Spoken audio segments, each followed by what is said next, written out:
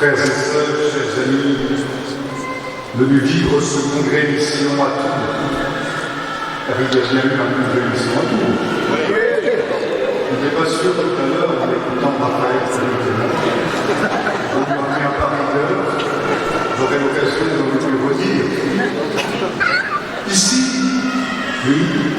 Ici, nous vivons le congrès mission à Tours et nous sommes dans cette messe conclusive d'envoi au mission. Au vivre de la joie de l'Évangile. Il y a 2000 ans, chers amis, le matin de la résurrection, par la puissance de l'Esprit Saint, la terre a tressailli quand le Christ est sorti, libre et vainqueur. Le jour de la Pentecôte, les 12, les disciples, Marie et quelques femmes, la jeune Église, a tressailli d'allégresse en recevant le don de l'Esprit Saint le jour de la Pentecôte.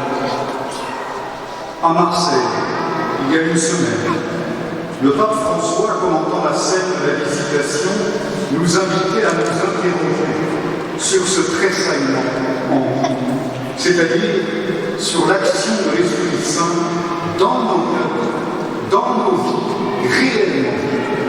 Tressaillir par l'action de l'Esprit, être touché, rejoindre l'intérieur par l'Esprit Saint. C'est cette expérience qui nous rappelle que nous sommes appelés à nous réjouir de la joie de l'Évangile. C'est cette expérience qui nous rappelle et qui vérifie le fait que notre cœur n'est pas devenu dur, froid, enfermé, sûr de lui, indifférent. Aujourd'hui, en ces jours, à Tours, au cœur de ce congrès, nous avons tous et toutes pu goûter, expérimenter à nouveau, partager, transmettre ce tressaillement qui provoque la joie. Cette joie de l'Évangile qui remplit le cœur et la vie de ceux qui rencontrent Jésus pour le partager. Et cette joie, ce tressaillement, quel est-il, sinon le fruit de l'action de l'Esprit Saint dans nos vies, qui nous conduit à la foi. Comme le dira l'apôtre Saint Paul aux chrétiens de Corinthe, nul ne peut dire Jésus-Christ est Seigneur sans l'Esprit, sans l'action de l'Esprit Saint. Oui, être chrétien, c'est vivre, goûter ce tressaillement qui témoigne que notre cœur se laisse rejoindre par Dieu, qu'il se laisse aimer par Dieu, qu'il s'ouvre à Dieu. Ce tressaillement du cœur qui nous fait aussi nous ouvrir à nos frères, à notre prochain, pour s'intéresser à lui, s'approcher de lui, aller vers lui, pour l'inviter lui aussi à rencontrer Jésus, à vivre la joie de l'Évangile. Chers amis, posons-nous la question au cœur de cette célébration, demain, après-demain, ai-je goûté ce tressaillement de la foi, de la présence de l'Esprit Saint, et comment vais-je continuer à en vivre? Ce tressaillement de l'Esprit Saint est source de joie en nous, et nous sommes appelés à le vivre demain, mais comment en vivre de manière juste? C'est-à-dire avec enthousiasme, comme nous le rappelait hier Monseigneur Pistori ici même, mais un enthousiasme qui ne soit pas non plus une euphorie ou une euphorie passagère. Un enthousiasme qui ne nous illusionne pas non plus. Saint Ignace de Loyola, le fondateur de la Compagnie de Jésus, nous invite à nous réjouir, à vivre la dimension consolante de la vie chrétienne, mais il nous invite à en vivre tout en restant vigilants. Nous pourrions être mis dans une forme d'illusion. Or, nous le savons bien. Dès que Jésus dit son baptême de Jourdain, que l'Esprit Saint se manifeste, que le Père le reconnaît comme son Fils, et bien commence aussitôt pour lui, au cœur de cet événement de joie, commence à ce moment-là le combat qui va être le sien. Aussitôt, il part au désert pour être tenté, pour entrer dans le combat spirituel. Et c'est le futur Benoît XVI, Joseph Ratzinger, qui rappelait cela dans une intervention en décembre 2000 pour inviter à vivre la mission, la nouvelle évangélisation de manière juste, ajustée et pour ne pas nous illusionner. Il rappelait d'abord, et cela nous invite à la modestie, que s'il faut une nouvelle évangélisation, une nouvelle façon de faire dans un monde sécularisé, parfois agressif face à la foi, il faut se souvenir, dit le futur pape Benoît XVI, que l'Église a toujours évangélisé tout au long de son histoire. Il rappelle qu'il y a, à côté de la nouvelle évangélisation, ce qu'il appelle l'évangélisation permanente de l'Église, c'est-à-dire celle qui se dit au jour le jour, chaque semaine, chaque mois, chaque année liturgique, dans les paroisses, dans les familles, dans les écoles, dans les mouvements. Oui, cette évangélisation permanente qui transmet la foi depuis les siècles, même si cette évangélisation permanente est devenue aujourd'hui plus difficile. Et il poursuit alors en disant, si nous voulons vivre une nouvelle évangélisation, nous avons besoin alors de faire attention dans le combat spirituel qui est le nôtre à deux points d'attention particuliers. Il évoque alors ce que le pape François, dans son langage un peu fleuri parfois, lui, appellerait les tentations mondaines. Le futur Benoît XVI nous dit qu'il y a d'abord une première tentation, celle de vouloir vivre une nouvelle évangélisation qui serait une tentation de vivre dans l'impatience d'évangéliser ou dans la tentation des grands nombres. La tentation de l'impatience, c'est-à-dire de ne pas tenir compte de la vitesse de chacun, du fait que chacun peut prendre plus de temps que d'autres dans ce cheminement et que l'évangélisation n'est pas un phénomène automatique. Il y aurait le truc pour bien évangéliser, le bidule, le gadget que l'on aurait.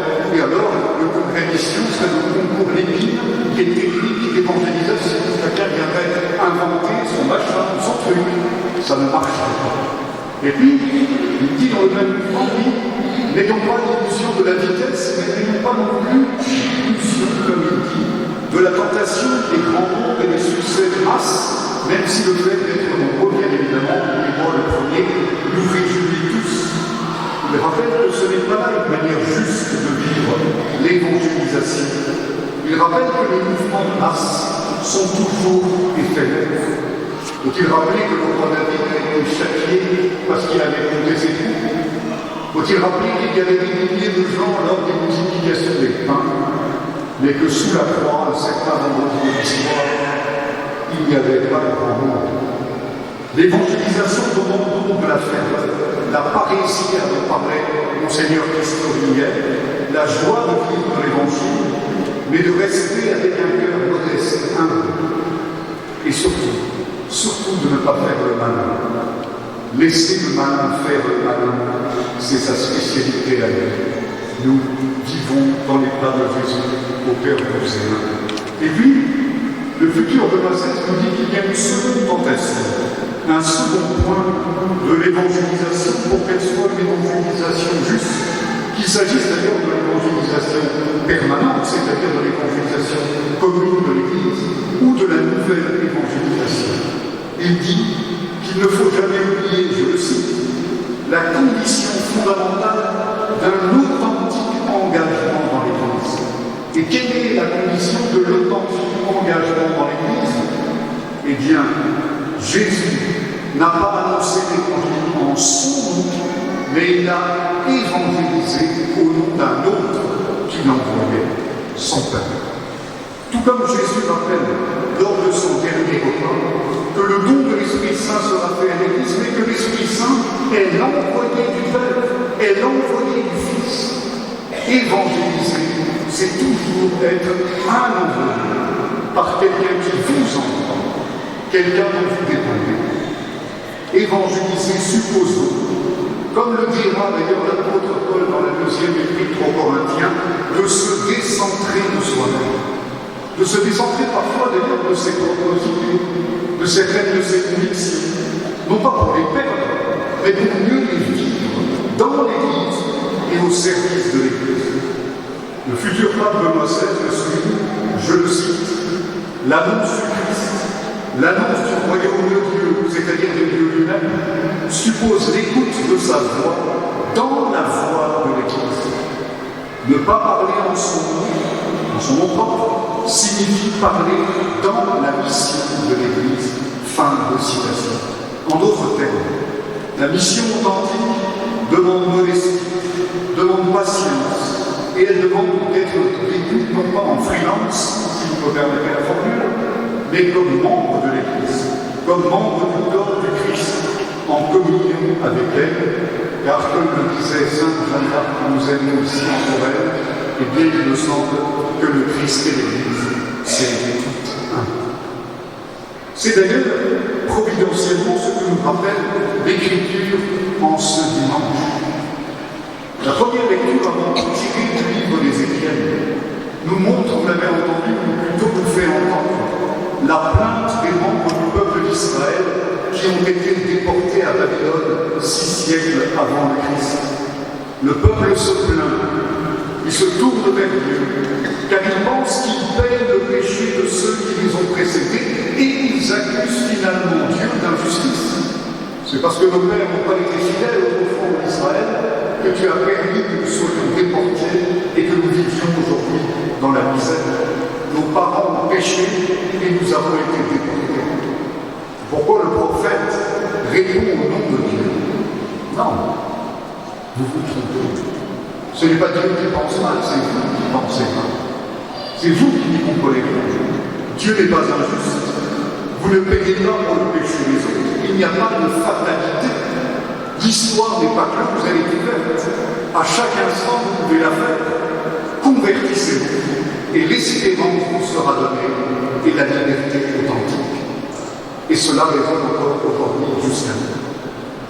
Or, si le peuple s'est trompé à Babylone sur les intentions de Dieu, ne comprenant pas l'action de Dieu, en raison de son a priori, de sa fausse compréhension de Dieu, de sa fausse image de Dieu, il en est de même au temps de Jésus dans l'Évangile, il y a un instant.